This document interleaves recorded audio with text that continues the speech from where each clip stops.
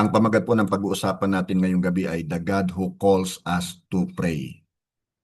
Doon po sa Book of Jeremiah, chapter 33, verse 3, one of my favorite verses, nakasulat po, "Call to me, and I will answer you, and show you great and mighty things which you do not know." Ang nagsasalita po rito ay si God, at ang kinakausap niya ay si Prophet Jeremiah.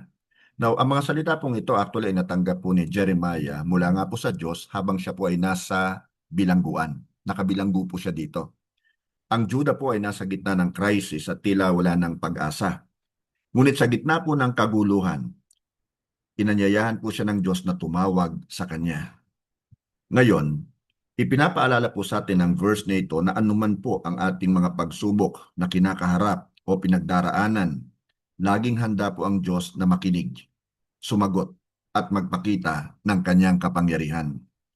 Ang point number 1 po na tatalakayin natin ngayon ay God gives an invitation.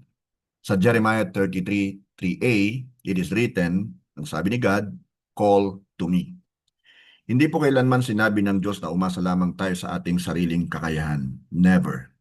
Sa halip po, inaanyayahan niya tayo na lumapit sa Kanya, dumulog sa Kanya sa pamamagitan po ng prayer.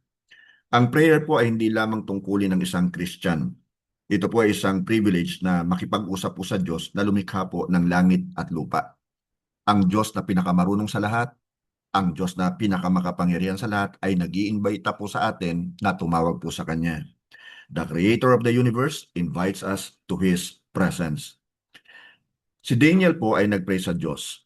Si Prophet Daniel, sa gitna po ng kinaharap niyang matinding problema. Doon po sa Daniel chapter 6 verse 10, nakasulat po rito, "Now when Daniel learned that the decree had been published, he went home to his upstairs room where the windows opened toward Jerusalem.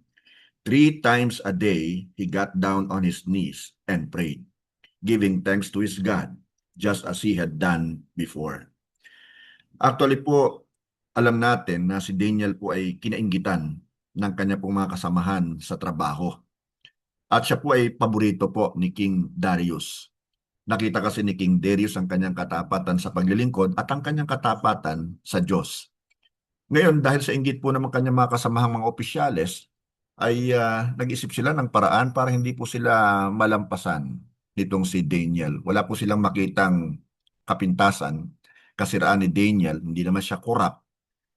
Kaya ang kanila pong nakita na dahilan para si Daniel ay mawala sa kanila pong harapan ay ang kanya pong pananampalataya. At kanila pong napagkaisahan na kausapin ng hari na magpatayo po ng malaking rebulto at lahat dapat ng makakakita sa rebulto, dadaan sa harapan ng rebulto ay magpapatira pa sa samba sa loob ng 30 araw. Ito naman po ay pinasa ng hari, kanya pong pinirmahan at ipinagtibay po yung kautusan na ito.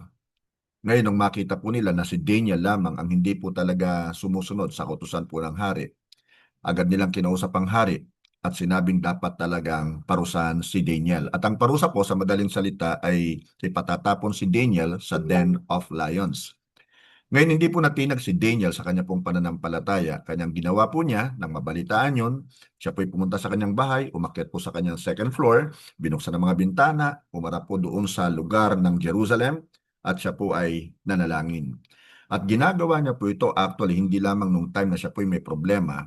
Nakasulat po rito, 3 times a day, he got down on his knees and prayed, giving thanks to his God. Pakinggan po natin ang mga susunod, just as he had done before. At siya po'y pinaburan ng Diyos actually, at hindi lamang siya iniligtas ng Diyos at tiyak na kamatayan, ipinromote pa po siya. Now, gusto ko po sanang i-emphasize to sa atin ngayon, anuman po yung pinagdaraanan nyo, kapatid kaibigan, anuman ang situation nyo, mag-pray kapag may pangangailangan. Mag-pray sa panahon, maging ng tagumpay. Mag-pray kahit hindi mo nauunawaan ang ginagawa ng Diyos. Mag-pray palagi. Ang sabi nga po ni Apostle Paul sa 1 Thessalonians 5:17, "Pray without ceasing, pray continually." Manalangin tayong lagi. Hindi lamang sa oras ng tayo po ay nasa itaas, masaya, tayo pinagpapala, o hindi maging kung tayo ay nasa ibaba. Even if we are spiritually low. Kapag tayo po'y nagpe-pray, pinapakita po natin ang ating pagtitiwala sa Diyos.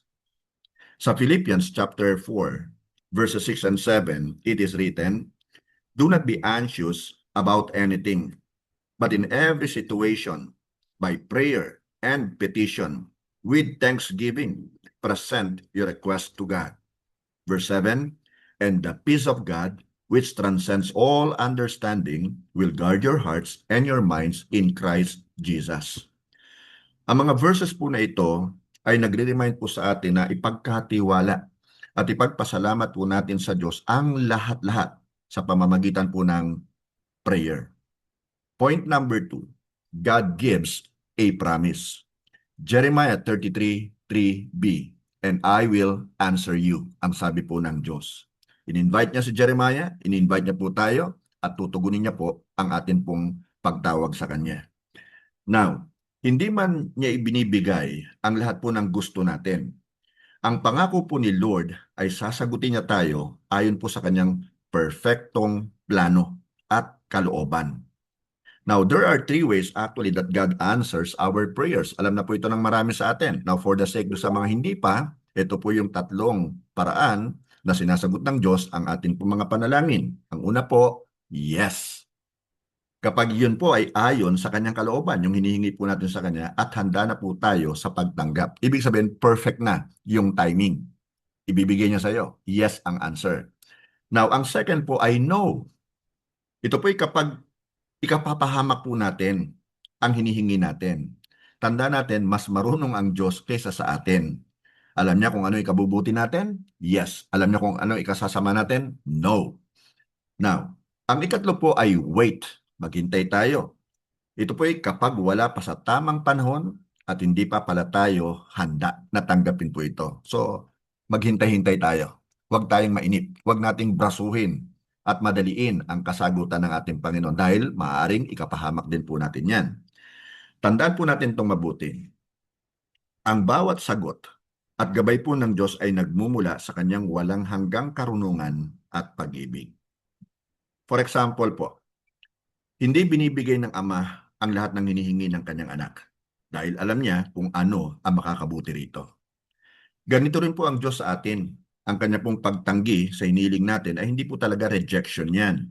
Maaring yan po ay protection o maaring ito po ay isang redirection. Kaya patuloy po tayong magtiwala sa Diyos kahit ang Kanyang sagot ay iba po sa ating gusto at inaasahan. Okay? Now, point number 3.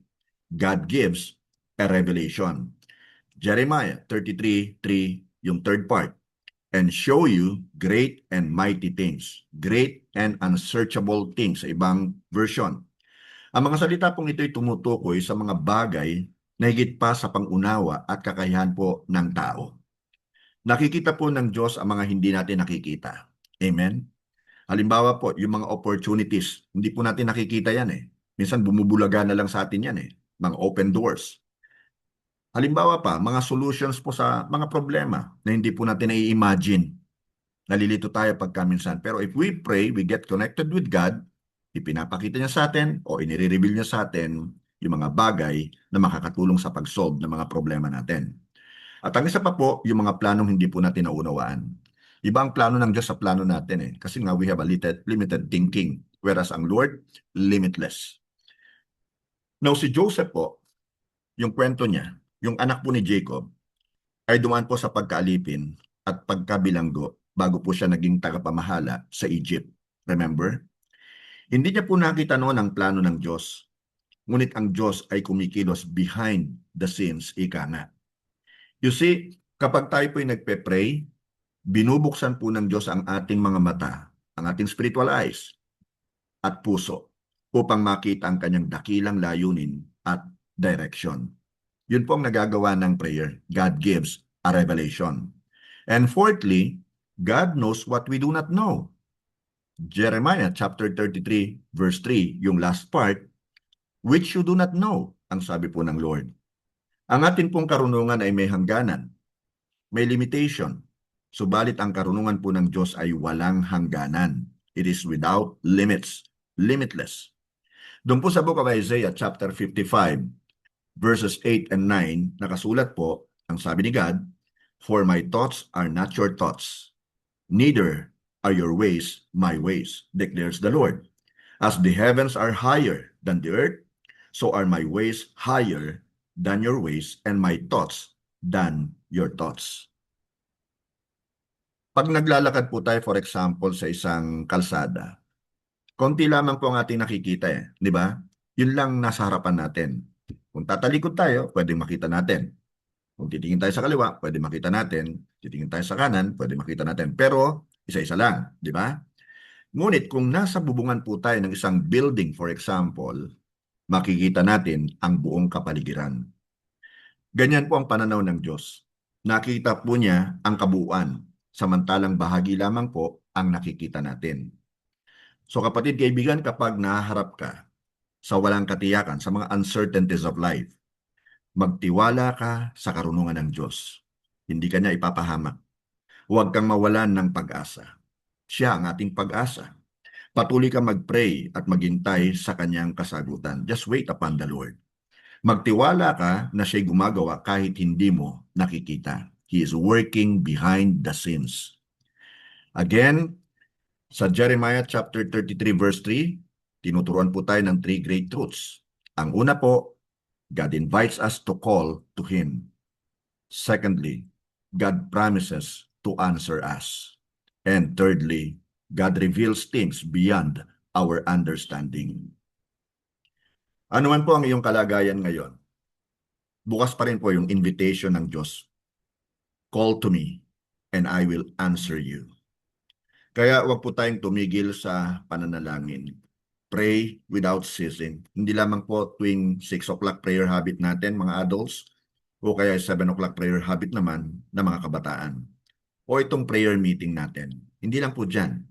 Dapat wag ma-confine ang atin pong prayer pag tayo po'y magkakasama. Mahalaga rin po na tayo tumatawag sa Diyos kahit na tayo po'y nag-iisa. Remember si Daniel? Nag-iisa po siya nung tumatawag siya sa Diyos. At siya po'y nadinig ng Diyos, tinugon ng Diyos, pinaburan ng Diyos, at pinromote pa ng Diyos. Now tayo po'y mag-pray na, mga kapatid.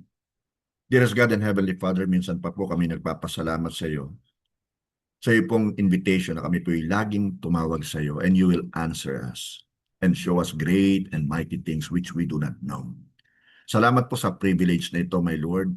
Nawa nga po, Panginoon, ito ay matuklasan din ng amin pong iba pang mga kapatid na hindi nila nabibigyan ng pansin, ng mahalagang pansin, yung pananalangin. Nawa po ang aming buhay ay maging filled with prayer, na ang habit of prayer, Panginoon, ay pumasa amin tulad po ni Daniel, tulad po ni David, at tulad po ng iba mo pang mga lingkod ng Bible times. Again, my Lord, we submit our lives to you. We surrender our situations to you, my Lord, knowing and believing that you are the God who answers prayer.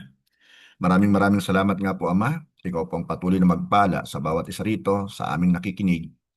Sa pangalan po ni Jesus, Amen and Amen and Amen. Shalom po. God bless you all.